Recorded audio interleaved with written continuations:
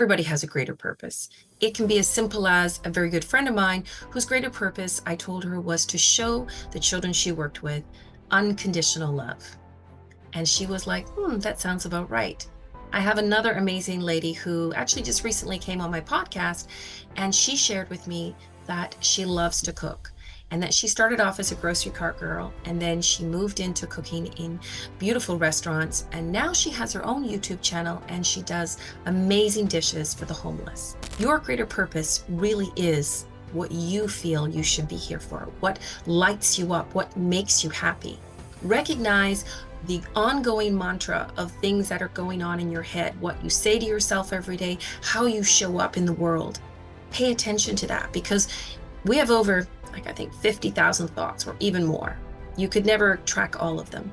But if you pay attention to what you're actually thinking towards yourself and towards how you can do and things you can do in the world, then that's the biggest step for you right there.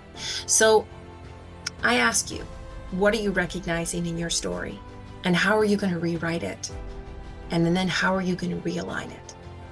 So I'll see you in the videos.